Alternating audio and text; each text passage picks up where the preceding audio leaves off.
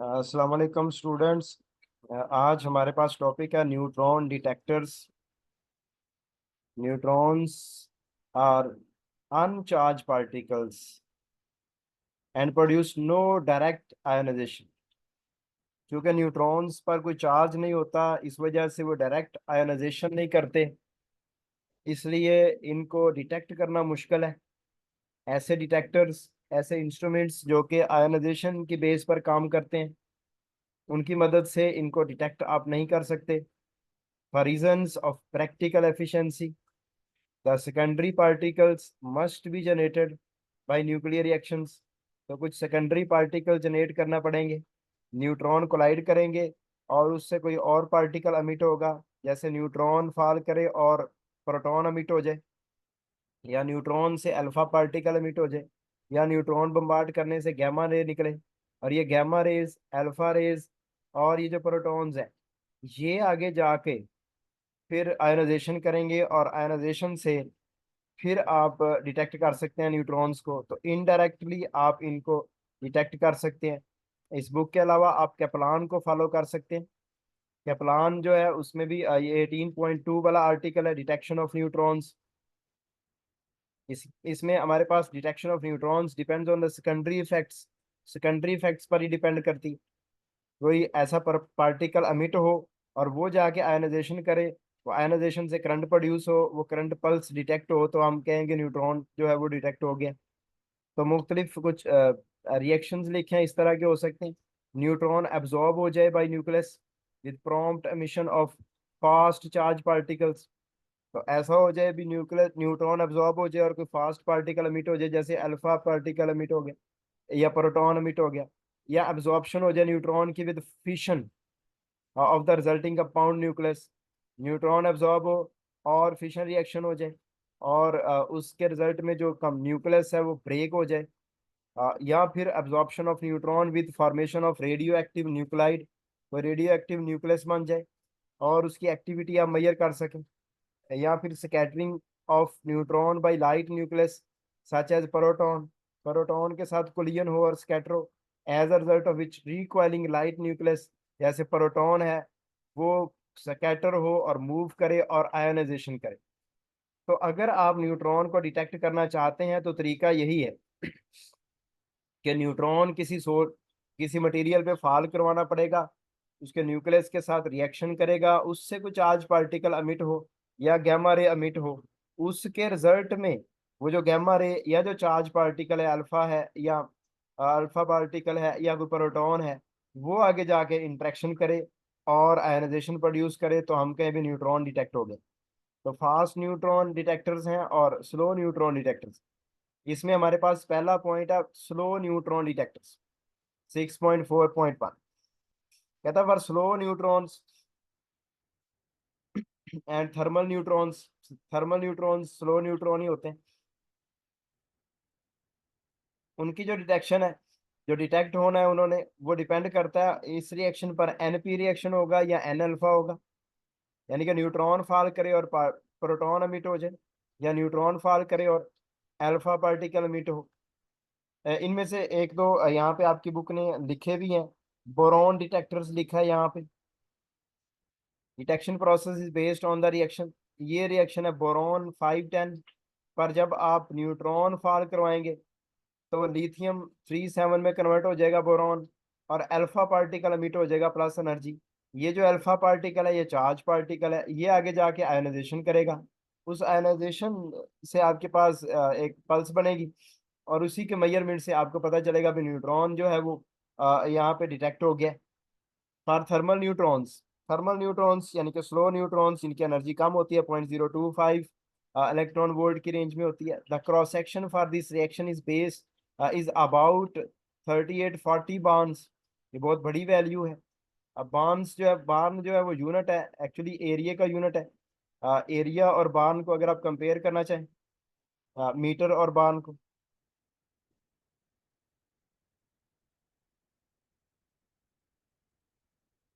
तो आप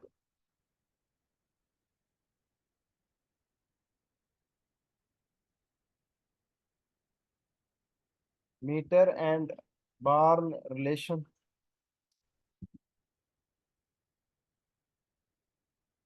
या कन्वर्जन।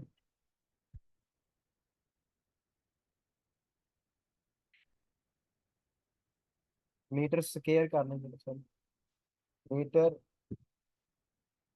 स्केयर 1.0 ई 10⁻28 लिखा हुआ है। ये आप बेहतर यहाँ पे देख सकेंगे।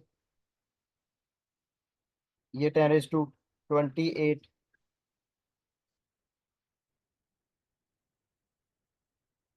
या आप यहाँ पे इमेजेस में चले जाएं। 10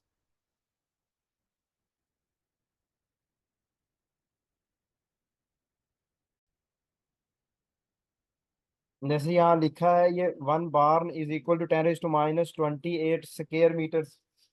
तो ये इसका रिलेशन है 10⁻28 स्क्वायर मीटर्स या 10⁻24 स्क्वायर सेंटीमीटर्स।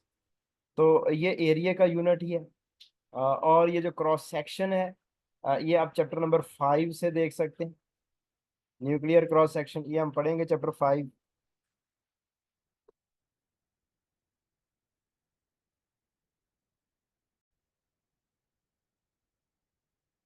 ये 5.8 आर्टिकल है।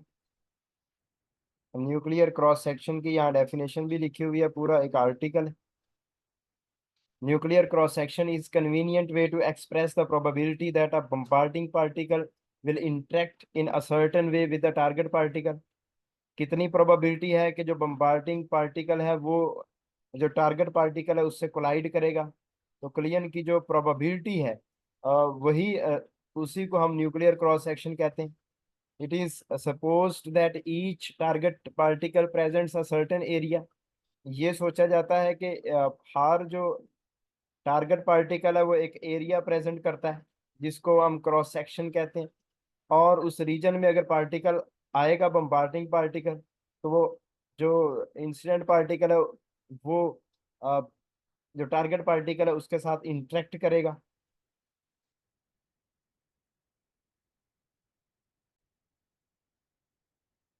तो यहाँ पे एक बोरॉन डिटेक्टर जो है उसकी स्कीमेटिक डायग्राम दिखाई गई है, कैसे वर्किंग करता है। इसमें एक ये सिलेंडर है और इस सिलेंडर के सेंटर पे एक वायर है, सेंट्रल वायर। सेंट्रल वायर को पॉजिटिव पोटेंशियल से अटैच किया है एक हाई रेजिस्टेंस के थ्रू। इसको यहाँ पे आगे प्री एम्पलीफायर लगा के हम डिटेक्शन करेंगे। और ये जो इसकी वाल्स हैं उसको नेगेटिव टर्मिनल से कनेक्ट किया है, उसको कैथोड भी कहते हैं। तो ये कैसे वर्क करेगा? It is a special type of proportional counter. ये एक तरह का प्रोपोर्शनल काउंटर है। और प्रोपोर्शनल काउंटर अगर आप देखना चाहें तो आप यहाँ पे सर्च कर सकते हैं, गूगल सर्च कर सकते हैं यहाँ पे प्रोपोर्शनल काउंटर।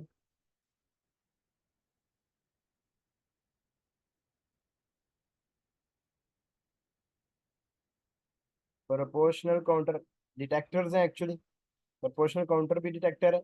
और ये जो प्रोपोर्शनल काउंटर है, ये यहाँ पे इस डायग्राम में आप देख सकेंगे।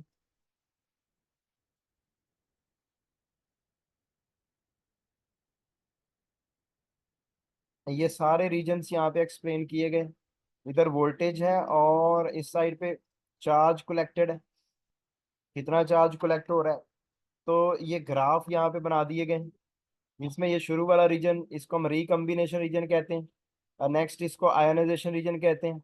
और ये डायरेक्टली प्रोपोर्शनल है। आप देखेंगे वोल्टेज इंक्रीज करने से जो चार्ज कलेक्टेड है वो भी इंक्रीज करेगा लीनियरली, अल्फा है या बीटा है या गैमा से।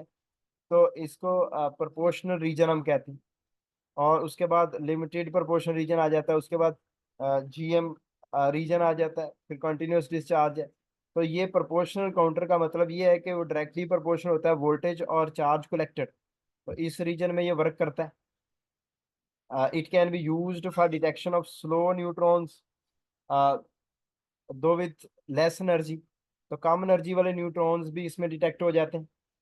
तो बेसिकली ये एक आयनाइजेशन चैम्बर ही है। सिलेंड्रिकल ज्योमेट्री है जैसे ऊपर डायग्राम बनी है।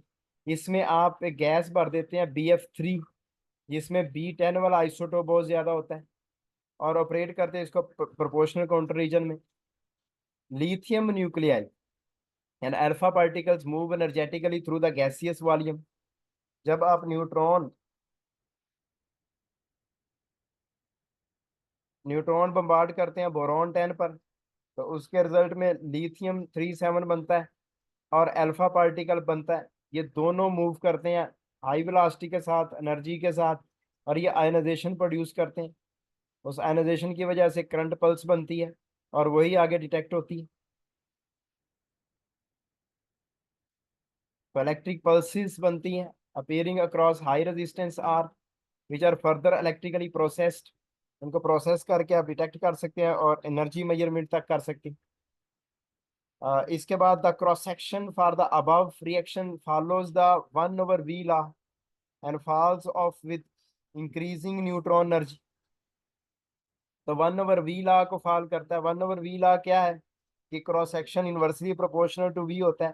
क्रॉस सेक्शन का मतलब है इंटरेक्शन है, तो उस मटेरियल मीडियम के साथ न्यूट्रॉन का अब्जॉर्प्शन कितनी होती है, वही इंटरेक्शन है। तो कम एनर्जी वाले जो है वो ज्यादा अब्जॉर्ब होते हैं इजिली, ज्यादा एनर्जी वाले कम होते हैं। तो 1/v लॉ अगर आप देखना चाहें तो आप यहाँ पे लिख सकते हैं 1/v law for boron detectors neutrons. इसकी कोई भी स्कीमेटिक डायग्राम आप देख लें, यहाँ से आपको आइडिया हो सकता है। इधर एनर्जी है न्यूट्रॉन की और इस तरफ क्रॉस सेक्शन है। जितनी ज्यादा एनर्जी होती जाएगी आने वाले न्यूट्रॉन्स की, उतना उसकी प्रोबेबिलिटी ऑफ इंटरेक्शन कम होती जाएगी। तो लीनियर रिलेशन है। एनर्जी, आपको पता है एनर्जी और वेलोसिटी डायरेक्टली प्रोपोर्शनल होते हैं, स्केयर ऑफ वेलोसिटी के डायरेक्टली प्रोपोर्शनल होती है एनर्जी। तो ये 1/v लॉ यहाँ पे ओबे हो रहा है। इनवर्स रिलेशन है, ये स्ट्रेट लाइन यहाँ तक पहुंचती है। तो यही हमें कहता है कि यहाँ पर भी क्रॉस सेक्शन 1/v लॉ को ओबे करता है स्लो न्यूट्रॉन्स के लिए। Hence, these counters are useful for slow neutrons.